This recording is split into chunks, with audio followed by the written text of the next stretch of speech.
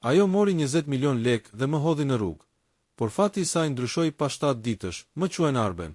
Jam 62 vjeç, baba i një vajze të vetme, Deas. Gruaja ime ndëroi jetë para 4 vitesh, dhe prej asaj dite unë u ktheva në njeriun që asun vet nuk e njihja më. I heshtur, i brisht, i plakur para kohe. E vetmja dritë që më mbeti ishte vajza, një vajzë që e rrita në mënyrë të vetmuar. I bëra të dy rolet, baba e nën. E mësova të jetonte me dinjitet edhe kur s'kishim bukë për të ngrënë. Unë nuk kam qenë kur pasuria e dikujt. Kam punuar ndershëm gjithë jetën. Shofer kamioni në kohë të vështira, punëtor magazine, madje edhe çoban për disa muaj vetëm që të mos i mungonte asgjë Deas. Çdo lek që fitoja e mbaja më njan, dhe kur gruaja ime u sëmur, shitëm gjithçka që kishim për të paguar shtrimet. Kur ajo iku, unë beta me një dhomë të vjetër, disa rroba dhe një laps të thyer të jetës që mezi shkruante akoma. Por fati qenë ka i çuditshëm. Një mëngjes dimri, ndërsa po kthehesha nga qendra shëndetësore, ku bëja kontrolle rutin, më telefonuan nga bashkia. Një projekt i vjetër kompensimi tokash që unë dhe vëllai im kishim kërkuar 25 vite më parë më në fund u aprovua. Ndihesha sikur mëra qielli mbi kokë kur punonjësi më tha: "Zoti Arben, ju takoj 20 milion lek. Para të pastërta.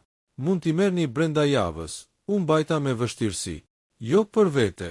Mendoja për Deën, për të ardhmen e saj, për t'i dhënë një fillim të ri. Ajo ishte e vetmja arsye që unë nuk isha dorëzuar. E vetmja arsye që më mbante në jetë. Nuk i thash me njëherë. Desha t'i bëja surprizë. Ndjeva një gëzim të çuditshëm, të ri, që se kisha ndjerë prej vitesh. Eca anës lumit atë ditë, si një djalosh 20 vjeçar, duke parë blerimi me sy të tjera. Gabimi im i parë ishte besimi. Besimi se pasuria të afron njerëzit. Ndoshta e bën, por jo me zemër, vetëm me interes. Pjesa e parditën që mora parat, vendosa të shkoja te Dea pa paralajmërim. Ajo jetonte në qytet. Kishte marrë me qira një apartament të vogël me të dashurin e saj, Albanin, një djalë që unë e kisha ndjerë gjithmonë si hije. Ai kishte një shikim që nuk më pëlqente, një buzëqeshje që s'më duke e sinqert, dhe një mënyrë të çuditshme për të folur me Deën, sikur e komandonte. Por ajo ishte e dashuruar. Kur trokita te dera, u hap me njëherë, sikur ata prisnin dik tjetër. Dea vrapoi dhe më përqafoi fort, por fytyra e saj ndryshoi kur unë i thash pa shumë rrotulla: "Babi, kemi fituar 20 milion lek." I mora sot. Ajo ngriti syt dhe qeshi sikur nuk po e besonte. Pastaj më puthi në faqe dhe më tha: "Babi, më në fund, e premtja duke e bekuar. Më pas dolëm të festonim." Por gjëja e parë që vura re ishte mënyra si Albanin nisi me njëherë të bëhej i ëmbël me mua.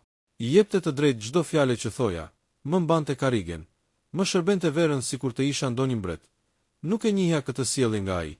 Dhe zemra ime, që gjithmonë kishte nuhatje të fortë për rrezikun, më goditi me një parandjenjë të ftohtë. Diçka nuk shkonte. Por Dea shkëlqente. Ajo më tregoi plane. "Do blejmë një apartament, babi. Do ta rregullojmë. Do jetojmë të gjithë bashkë derisa të ndihesh mirë. Nuk dua të jesh vetëm." U emocionova. Kjo ishte ëndra ime. Të mos isha barë, të mos isha i harruar, të isha pjesë e jetës së saj. Dita e dytë Dea më kërkoi që parat t'i kalonim në llogarinë e saj, sepse, sipas saj, e kishte më të lehtë për të negociuar me një ndërtues që njihte Albanin. Unë hezitova, por ajo u mërzit. Më tha: "Të lutem, babi, jam vajza jote. A nuk më beson?" Fjala "besoj" më vrau. E kam rritur me besë. Si mos t'i besoja. Dhe kështu bëra gabimin e dytë. Dita e tretë më kërkuan të shkoja të jetoja tek ata për disa ditë, derisa të gjenim apartamentin e ri. Hyra në shtëpinë e tyre si mysafir, por nuk e dija se brenda 3 ditëve do të isha thjesht tepric. Albani nisi të kontrollonte çdo lëvizje time. Nuk i pëlqente kur ndizja televizorin, kur rria gjatë në kuzhinë, kur qeshja. Një herë madje më tha: "Nuk është shtëpia jote kjo, zoti Arben. Keni pak më shumë kujdes." Fjalë që ma dogjen shpirtin. Dea justifikoi: "Ai ka stres, babi. Po mendojmë për shtëpinë e re." Por sytë e saj nuk ishin më të njëjtët. Dita e pestum nuk e durova më. Vendosa të largohem, të ri pak vetëm në dhomën time të vjetër, të mendoj. Por para se të ikja, Dea më tha: "Babi, mos u shqetëso. Ne do t'i menaxhojmë të gjitha. Do të rikthejmë jetën." Ajo më përqafoi, por duart e saj dridheshin. E ndjeva. Diçka e rënd po fshihte. Dita e 6 erdhi një telefonat. Ishte Dea, me zë të ftohtë, të panjohur. "Babi, më fal që të them këtë, por s'ke si të kthehesh këtu. Albanin nuk e do që të rish më me ne. Dhe s'ka as kuptim." Tani jam në një fazë tjetër të jetës. Të lutem mos e bëj të vështirë. Unë rash. Fjalë që s'mund t'i besoja. Dea çfarë po thua? Ku të ri unë? Babi s'është problemi im tani. Kam shumë stres. Më kupto pak. Dhe mos haro që apartamenti po blihet me emrin tim. Mbeta pa frym. E kuptova. Më kishte hedhur jashtë, unë, baba i saj. Unë, ai që kishte shitur jetën për të. Dita e shtatë isha tek një stol para pallatit tim të vjetër. Pa asgjë me vete. Pa dhomë, pa para, pa vajzë, pa kuptim. Një kalimtar më pa, ndaloi dhe më solli një gotë çaj të ngrohtë. As nuk e njihja. Bota nga një herë të jep ndihmë nga njerëz që nuk i ke parë kurrë, ndërsa ata që i ke rritur me duart e tua të kthejnë shpinën. Por atë ditë nisi ndryshimi i fatit të saj. Pikërisht pas 7 ditësh, dhe gjithçka filloi me një telefonat nga një numër i panjohur, një grua që çante dhe dridhej. Zoti Arben, më falni që ju shqetësoj, por vajzën tuaj e ka ngënjur. Dhe ajo ka nevojë për ju. Urgjent. 7 ditë pas tradhtisë, e vërteta që rrëzoi gjithçka. Ajo telefonat më gjeti të ulur në stol, me duart që më dridheshin, me trupin e rënduar nga lodhja dhe zemrën e zhveshur nga çdo ndjenjë shpresë. Zëria e asaj gruaje vazhdonte të më kumbonte në vesh. Vajza juaj është në rrezik, dhe ajo as nuk e kupton akoma. Ju lutem, vini tani. Ngrita kokën me vështirësi. Mezi po merja frym. Shiu kishte filluar të binte lehtë, si një perde e hollë që e shndërronte qytetin në një fotografi të zymt. Kush jeni? E pyeta. Çfarë ka ndodhur me Deën? Gruaja pshërtiu. Pastaj u duk sikur po luftonte me faqe që i dridheshin. Unë jam Arta, motra e ish partneres së Albanit. A e njihni Albanin? Gjakumun Pix. Emri ti më goditi si hekurin nxehtë. Po fatkeqësisht, po, ai nuk është ai që mendon vajza juaj. Nuk është asgjë nga ato që ai pretendon të jetë. Dhe ajo do shkatërohet nëse nuk veproni tani. Mbylla syt për disa sekonda. Zemra më rrihte fort. Sa shumë e kisha ndjer këtë, sa shumë paralajmërime kishin qenë para syve të mi, dhe unë i kisha injoruar vetëm nga dashuria për Deën. Më tregoni gjithçka, i thash. Tani, e vërteta e erët e Albanitarta filloi të fliste me zë të ulët, të prerë, të ngjirur nga emocionet. Albani ka përdorur 3 vajza para Deas. 3. Të gjitha i ka mashtruar njësoj, me premtime, me ëndra, me fjalë të bukura, por gjithmonë pas pak javësh gjente mënyra të shtynte të sillnin para. Më ragoja e thatë. Po si i shtynte, duke u bërë viktim. Shpërtheu ajo, duke sajuar borxhe, duke thënë se e kërkonte mafia, se i duheshin para urgjent. Pastaj e njëjta skem. I bënte të nënshkruanin gjëra në emër të tij dhe pastaj zhdukej. E njëjta histori. Dhe tani është radha e vajzës suaj. Në stomak mu krijua një nyje dhimbshme. Dea ka 20 milion lek në llogarinë e saj, thashit meruar. Para të mijat, Arta heshti. Heshtja e saj ishte më e rëndë se çdo fjalë. E di, pëshpëriti më në fund. Dhe ai i ka marrë. Do t'i zhduk brenda orësh. Ai ka nisur t'i transferoj sot. Unë grita me njëherë. Çaji i ftohtë që mbaja në dorë më ra, dhe u përhap mbi tokë si gjaku që më iku nga fytyra. Ku është Dea? Pyeta. Dua ta shoh. Në shtëpi, por nuk është vetëm. Ushtanga. Çfarë do të thuash, Arta, me një zë që me zimbahej? Albani e ka mbyllur brenda. Nuk e lë të dalë. Dhe sot u grindën shumë keq, shumë keq. Unë i kam dëgjuar. Ai po bërtiste, ajo po çante. Kam frikë, shumë frikë se ai është i gatshëm për çdo gjë. Nuk kisha më kohë, nuk kisha më frym. Vetëm një mendim, të shpëtoja vajzën time. Rikthimi drejt apartamentit nisa të vrapoja me gjithë fuqinë që më kishte mbetur. Këmbët më dridheshin, mushkërit më digjnin, por unë nuk ndaloja. Asnjëherë nuk kisha vrapuar kaq shpejt. Ndoshta sepse këtë herë vrapoja për jetën e vajzës sime. Kur dola te hyrja e pallatit ku ajo banonte, gjithçka duke e qetë, e heshtur, e ngrirë. Një qetësi që më trembi edhe më shumë. Unë gjita shkallëve me nxitim. Zemra më trokiste në vesh. Sa u afrova te dera e tyre, dëgjova një trokitje të butë. Jo trokitje e vajtim. Zëri i Deas, të lutem, mos më bëj kështu, gjaku më ngrit në kokë. I dhash derës një të goditur me grusht. Dea, hap derën. Dola të thëras edhe më fort, por pastaj dëgjova një zë tjetër, të ftohtë, të ashpër. Mbylle gojen. Ti s'ke asnjë të drejtë. Parat janë tanët. Apo ke harruar? Ti vetëm dhe. Një ulërim dhimbje doli nga goja e vajzës sime. Atë moment, tek unë u çua një egërsi që se kisha njohur ndonjëherë. Një forcë që nuk kishte të bënte me moshën, me trupin, por me gjakun e një babai që e di se fëmia i tij është në rrezik. Mora vrull, u shtyva me shpatulla dhe përplasa derën me gjithë fuqinë. E mora frymën e fundit. U shtyva edhe një herë. Dera u çakordua, u hap ngadalë, si të dorëzohej para dëshpërimit tim. Skena brenda ajo që pash më ngrini. Apartamenti ishte rëmuj. Sendet për tokë. Xhami i thyer. Dea ishte ulur në dy sheme, me faqet e lagura dhe duart e fytyra, dhe mbi të qëndronte Albani me sytë e skuqur, me frymën që i merrej, me celularin përpara ku po përfundonte transferimin e fundit të parave. Ai u kthye dhe u shtan kur më pa. Çfarë kërkon këtu? Plak? Bërtiti. Ik para se të pendohesh. U afrova pa frikë. Zemra nuk më rrihte më nga frika. Rrihte nga zemërimi. Lëre vajzën time, ai qeshi me përbuzje. Vajza jote? Ajo s'më përket mua tani.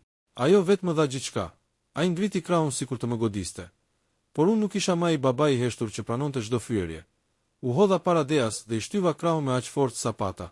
Ai u tërhoq 2 hapa mbrapa, i habitur, dil jashtë. I thash me zë që nuk më kishte dal kur ashtu. Po e prek sërish, betohem se nuk do e harrosh ndërsa të jetë jeta. Ai u qeshi në fytyrë, por ishte një qeshje nervoze. Instinkt, frikë, po ikni vetë se do ju nxjerr jashtë me polici. Dhe pastaj u dëgjua një trokitje e fortë te dera. Policia. Hapni derën. Albani i kungjyra e fytyrës. Dera u hap me forcë dhe 2 efektiv hyn me shpejtësi. E Alban, ju jeni arrestuar për mashtrim financiar dhe dhunë në familje. Arta ishte aty, prapa policëve. Me sytë e mbushur me lotë, por të vendosur. Ishte ajo që i kishte denoncuar. Albani u mundua të fliste, por policët i vunë prangat dhe e tërhoqën. Në më pak se 30 sekonda gjithçka mbaroi, dhe kur dera u mbyll pas tij, Dea u kthye nga unë, u hodh në krahët e mi, dhe shpërtheu në lotë. Babi më fal të lutem, më fal që të dëgjova aq pak, më fal që të lëndova, më fal. Unë e përqafova fort. Aq fort sa se mbaja mend që e kisha përqafuar ndonjëherë ashtu që fëmijë. Ti e vajza ime, i thash. Zgjedhjet gabim si humbin fëmijët. Gabimet e tua nuk të heqin nga zemra ime. Tashmë je e sigurt. Kaq ka rëndësi. Por ajo nuk fliste. Vetëm çante dhe më mbante fort, si fëmijë e humbur që gjeti sërish shtëpinë. Pas arrestimit, sekreti i madh dhe kthesa që askush se priste. Dera u mbyll pas policëve, dhe për një moment u krijua një heshtje e çuditshme në apartament. Ajo heshtje që vjen pas një stuhje dhe të lej shurdhët, i lodhur, i zbrazur. Rëmujin që kishte lënë Albani e ndjeja deri në kock. Xhami i thyer, orendi përmbys, gota në 2 sheme, një batanie e flakur në qoshe. Gjithçka fliste për kaosin që kishte kaluar Dea. Ajo ishte ulur në divan, me sytë e fryrë nga të qarët. Ndihej e thyer, e imët, e vogël si kur ishte fëmijë dhe trembej nga errësira. U ula pranë saj, babi pëshpëriti. Unë se kuptoj dot si ra deri këtu. Çfarë kam bërë? Si nuk i pash? Si isha kaq e verbër? E mbajta dorën e saj. Se ishe dashuruar, bi. Dashuria shpesh mbyll syt dhe hap plag. Por faj nuk e ti. Fajin e kanë ata që shfrytëzojnë zemrat e buta. Dea uli kokën mbi supin tim, dhe për disa minuta thjesht rrinte në heshtje. Trupi i saj dridhej akoma pak, si dikush që sapo ka dalë nga një natë të meshme. Arta, ajo që i kishte shpëtuar, qëndronte tek dera, me duar të kryqëzuara dhe me një fytyrë të trazuar. E falenderova me sy. Ajo mu afrua ngadalë. Më falni, zoti Arben. E di që s'kam të drejtë të hyj në jetën tuaj kështu. Por unë nuk duroja dot që ai ta shkatëronte edhe një vajzë tjetër. Mjaft u bën 3, nuk e pse kërkon falje, i thash. Na shpëtove. Do të jem mirënjohës gjithmonë. Ajo buzëqeshi lehtë, pastaj hapi çantën dhe nxori një dosje të trash. Ka edhe diçka tjetër, diçka që duhet ta dini para se policia të përfundojë hetimet. E hapa dosjen, dhe syt më shkuan menjëherë te faqja e parë. Emri i Albanit nuk ishte Alban, ishte një pseudonim. Ai kishte identitet të falsifikuar, dhe ajo ishte vetëm pika e parë e një oqeani mashtrimesh. Sekreti i madh i Albanit që askush nuk e priste ta vazhdoi. Ai emërtonte veten sipas rastit. Një herë Alban, një herë Eris, një herë Vlorian. Ka përdorur rreth 7 identitete. Dhe ajo mbylli syt, sikur po përgatitej për një bombë tjetër. Ai nuk ishte i vetëm. Kishte një grup njerëzish që punonin me të. Një lloj rrjeti të vogël mashtrimesh. U bënte vajzave presion, i detyronte të firmosnin kredi. Pastaj u zhdukej. Policia ka qenë disa herë pas tij, por gjithmonë u shkpute nga duart më radosja. Nuk mund ta besoja se çfarë rreziku kishte qenë vajza ime. Dhe jo vetëm kaq, vazhdoi ajo. Ai kishte planifikuar të zhdukej brenda natës. Biletat e nisjes ishin prerë. Emri i tij Rem, bileta e avionit dhe transferimi i fundit i parave duhej të kryeshin sot. Vajza juaj do e gjente veten pa para, pa apartament, pa asgjë. Ai do ishte zhdukur, përgjithmonë.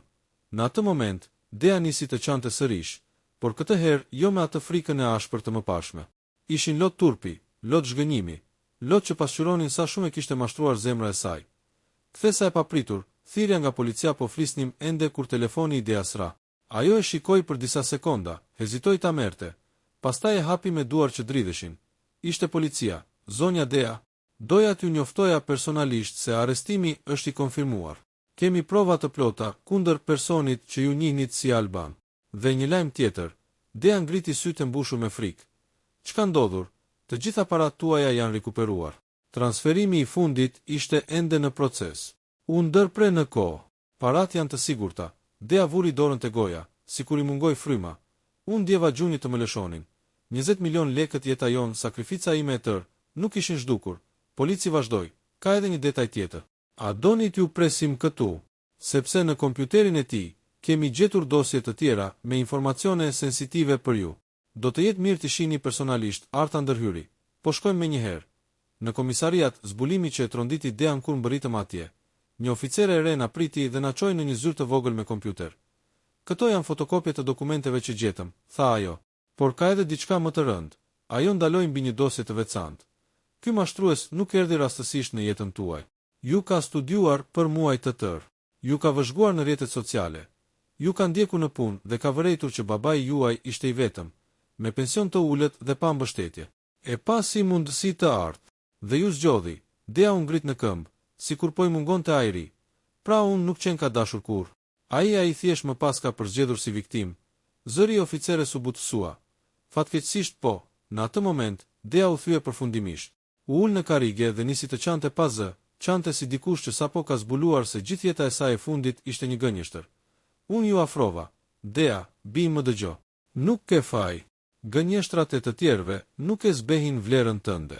Ti s'ke humbur asgjë që s'kishim. Ti ke mua. Dhe unë do jem këtu deri ditën që s'do marr më frym. Ajo mu hodh në qafë. Pastaj oficeri i tha diçka që ndryshoi gjithçka. Dhe ka edhe një lajm tjetër. Një ofertë për ju që nuk ndodh shpesh. Pas gjithë kësaj, bashkia ka vendosur t'ju ofrojë ndihmë të menjëhershme për strehim dhe trajtim psikologjik. Për shkak të moshës së babait, ju keni përparësi për një apartament social që mund të jepet brenda pak ditësh. Unë ngriva. Dea u ngrit në këmbë. Një apartament. Pyeta me zë të mekur. Për ne të dy, po, tha oficeri. Fal rrethanave dhe faktit që parat që ju takojnë janë rikuperuar. Ju jeni në listën e parë të përfitimit. Vetëm duhet të paraqiteni të dy për firmën. Unë nuk fola dot. Dea më mori dorën. Babi tha me zë të butë, të dridhur. Ky është fillimi ynë i ri. Pa të, pa frikë. Vetëm ne të dy. Dhe për herë të parë që prej ditës kur humba gruan syt, mu mbushën me lot gëzimi. Sytë e Stelit ngelën pezull mbi fytyrën e Mariglenës, sikur kërkonin të gjenin në të një përgjigje që gjithmonë i kishte munguar. Ajo rinte e heshtur, e lodhur, e zbrazët. Dhoma e vogël e hotelit duke edhe më e ftohta të mëngjes. Një dritë gri depërtonte nga përdeja e holl dhe ngjyra e murit ngjante me zbejën e shpirtit të saj. Ai e uli telefonin në tavolinë dhe u afrua drejt saj. Ku ke qenë këto ditë? Pyeti qetë, por zëri i dridhej lehtë. Mariglena e mbërtheu çarçafi me duar, sikur kërkonte të kapte diçka që nuk kishte më. Kam fjetur këtu e vetme, tha ajo. Nuk kisha ku të shkoja. Nuk mund të kthehesha tek ai. Ai. Fjala që e kishte përndjekur Stelin për ne të tëra. Djali për të cilin ajo kishte marrë 20 milion lekë dhe kishte goditur baban e saj me fjale veprime, duke flakur jashtë shtëpisë. Pse nuk më kërkove? Turp, tha ajo pa hezitim. Turp dhe frikë. Çdo natë mendoja të telefonoja, por çdo natë më dukej më e pamundur. Stelit i ngriu fryma. Ishte e njëjta vajzë që dikur e kishte përqafuar me gjithë shpirt, dhe njëjta vajzë që e kishte tradhtuar pa e menduar 2 herë. Tani ishte e thyer, ishte e humbur. Ai ul në shtratin pranë saj. E dija që diçka nuk shkonte që nga dita kur më braktise, tha ai, por nuk e imagjinoja këtë. Mariglena uli syt. Ajo dukej më e vogël se kur më parë. Më gënjeu, baba, tha me zë të dridhur. Më tha që po më ndërtonte një jetë. Më tha se ato para ishin pjesa ime. Më tha se ti nuk më doje. Si një goditje. Në gjoks. Në kujtes. Në shpirt, Stelit ju mbushën syt. Unë jetoj vetëm për ty, i tha me një zë që doli më i butë se ç'mendonte. Ajo preku krahun e tij. Pastaj e tërhoqi dorën, si dikush që nuk guxon të marrë më diçka për vete. Më vjen keq pëshpëriti. E di që s'mund ta rregulloj. Ai e ngriti kokën e saj me kujdes. Nuk dua të më kërkosh falje. Dua të di të vërtetën. Mariglena mori frymthell, sikur po përgatitej për rrëfimin më të rënd të jetës së saj. Ai më përdori, baba. E kuptova shumë vonë. Ai e dinte që unë isha naive, emocionale, e brisht. Më premtoi jetë të re. Më foli për një apartament që do ta blinte në Tiranë, për një biznes, për një të ardhme që unë nuk e kisha guxuar kur ta ndëroja. Më tha të largoja prej shtëpisë, sepse ti ishe përgjegjësia që më pengonte. Më tha që nëse nuk hiqesha prej teje, nuk do të më donte më. Lotët I rridnin si një rrjedhë heshtur dhe e gjatë. Dhe unë e besova, tha ajo, sepse se njihja botën, se njihja ligësinë e njerëzve. Stelit ju ngurtësuan duart, po pastaj, ajo u kthye drejt dritares, kur mora vesh se parat që ai më dha ishin kredi në emër të tij, që apartamenti nuk ishte as I marrë me qira në emrin tim, që gjithçka ishte një shoh, një mashtrim, një mënyrë për të më pasur, dhe pastaj për të më hedhur, e kuptova vetëm kur më përzuri. Të përzuri, po, të nesërmen e ditës kur më the ik, sikur bota ma dha goditjen e dytë. Ma dorëzoi valigjen para derës dhe më tha se s'kishte më vend për mua. Unë mbeta me 2 çanta në dorë dhe pa asnjë njeri. Stelit ju drodh fyti. Për 7 ditë e ndesha, vazhdoi ajo. S'kisha buk. Ishit vetëm ju në mendjen time, por s'kisha kuraj të vija. Ai u ngrit në këmbë, nervoz, I tronditur. Ky djalë ku jeton? Kush është ai?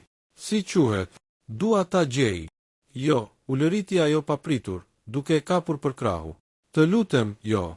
Ai është I rrezikshëm. Ka njerëz. Nuk dua të humbas edhe ty.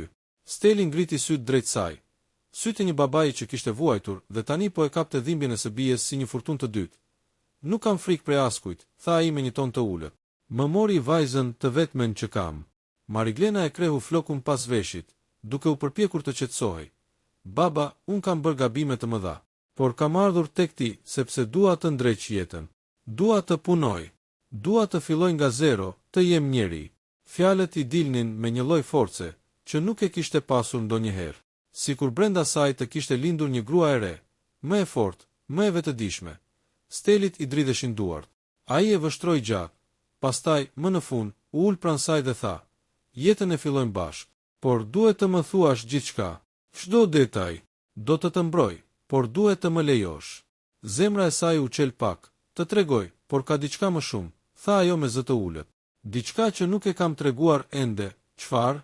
Ajo u kthye nga ai, me fytyrën e ngrirë dhe sytë që I digjnin. Ai më detyroi të bëja diçka të tmerrshme para se të më braktiste. Diçka për të cilën friksohem se mund të na kushtoj të dyve. Frymarrja e Stelias u ndal. Çfarë të detyroi të bëje? Mariglena mbylli syt fort, ndërsa një fjalë doli prej buzëve të saj si një te I ftohtë.